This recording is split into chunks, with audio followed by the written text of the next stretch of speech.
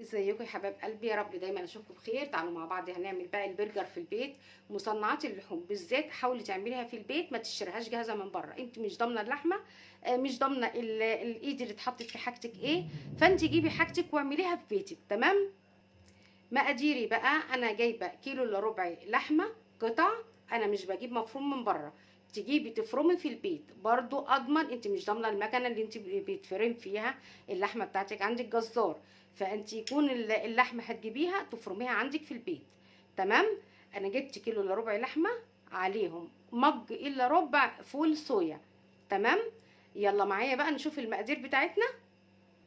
اللحمه اهي قطع مش مفروم، وعليها 50 جرام دهن او بوش. تمام. وعندي بصلايه بالحجم ده بصله، وعندي فص توم. تمام.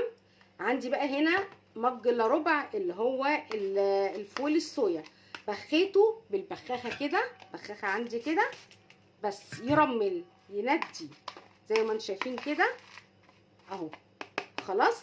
كل اللي هنعمله ايه؟ هنجيب اللحمه بتاعتنا هنحطها هنا في الطبق. هي متجمده، انا سبتها تتجمد شويه بس متقطعه قطع عشان تتفرم سهله معايا. تمام. وهجيب البصلايه هقطعها عليها. كل المقادير بقى تحط على بعضها. كل اللي انا عايزاه رشه فلفل اسود. تمام. والملح رشه ملح. شفت الدنيا سهله ازاي؟ مفيش اسهل من كده. الملح هنظبطه تاني بس مش دلوقتي، هنفرم كل ده في المفرمه بتاعتنا وارجع لكم. انا عملتها وشين في المكنه على الوش الخشن. هجيب بقى الكبه بتاعتي وهبتدي هحطهم هنا الاول مفرمه، وبعد كده هتحطي في الكبه. لو انت عندك اوريدي لحمه مفرومه وكويسه حطيها عادي، استخدميها. لو فيها دهن كتير اعملي حسابك ان هي هتكش معاكي كتير، لكن دي مش هتكش خالص، ممكن تكش حاجه بسيطه لان ما عندناش دهون هنا. تمام.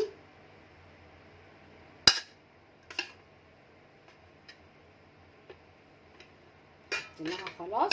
هبتدي بقى احط الاضافات بتاعتي اللي قلت لكم ايه، هنستنى عليها شويه. معلقه من اللي هي بهارات البرجر، ماشي، هنحط معلقه كبيره اللي هي توابل البرجر، عشان كده ما حطيتش ملح كتير.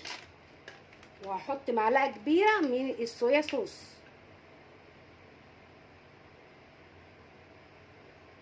معلقه كبيره. وهحط معلقه كبيره من دبس الرمان.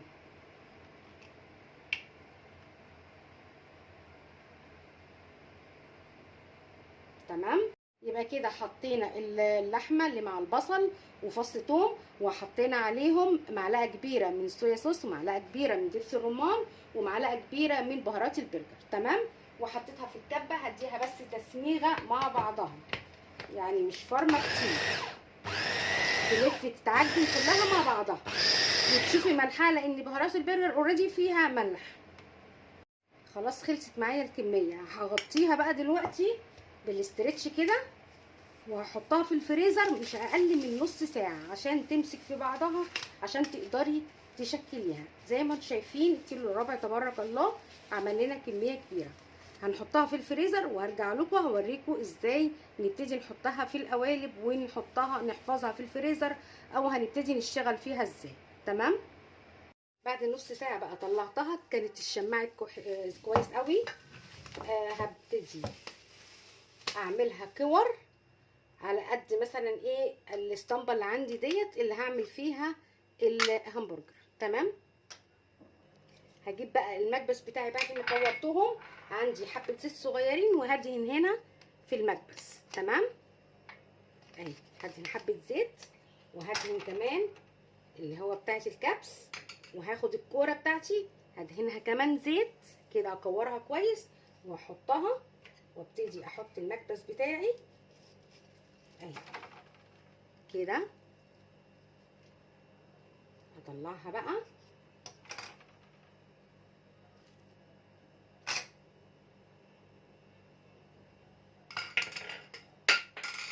سوري اظبطها واحط هنا، واحط بقى عليها يعني واحده كمان كيس عليها، او دي اللي هتتحط عليها، واحده تانية هتتحط عليها هنا كده اهي. هنعمل تاني معاكم، كبستها تاني اهي، وهبتدي اظبطها اهي كده. افتح بقى عندي كده اهو زي ما انتم شايفين اهي كده. ظبطيها واحطي هنا، واحط عليها برضو حته مشمع بالتناب، واحده وواحده، وبعد ما يخلص الطبق نحط في الطبق التاني. برضو ممكن تسهلي على نفسك، تحطي واحده كيس كده من تحت مقطعينهم قطع صغيره كده مربعات، وهتعمليها الكرة كده، وتحطي واحده تانية عليها اهي، وهتبتدي تكبسي، هتطلع زي بتاعت بره بالظبط كده، الاتنين فوق بعض في وش بعض زي ما انتم شايفين كده. هتدوسي كويس وهتبتدي تشيلي في منتهى السهوله اهي زي ما انتم شايفين كده. تمام. دلوقتي انت ما عندكيش المكبس دوت، هنعمل ايه؟ هناخد قطعه بلاستيك زي ما انتم شايفين كده، وهناخد الكرة دي كده هنا، وهناخد كيس تاني عليها، يا تدوسي بايدك كده، يا اما لو عندك طبق تدوسي بيه ظهر طبق كده وتدوسي بيه، يظبط لك قرص الهمبرجر. تمام. نجيب طبق كده وندوس عليه كده، ظهر الطبق كده، وتدوسي عليه يظبطها لك برضو زي المكنه اللي ما عندهوش المكبس ده. تمام. هنجربها بقى مع بعض. سخنت الطاسه ودهنت فيها دهنه كده صغيره من الزيت، وهبتدي احط فيها قطعه من الهمبرجر اللي احنا عاملينه.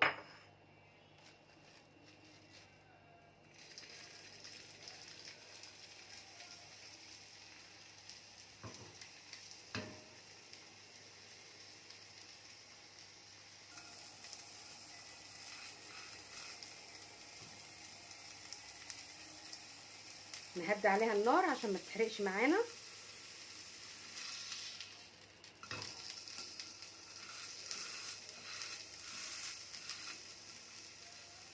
على الجريل ماشي مفيش مشكله برضو.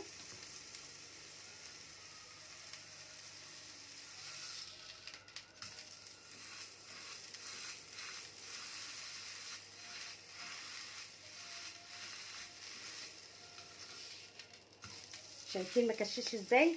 عشان اللحمه اصلا فيها لحمه صافيه، يعني كل اللي حاطينه بس 50 جرام دهن او بوش، وهو بيديكي حته اللحمه ولا حته دهنه صغيره 50 جرام.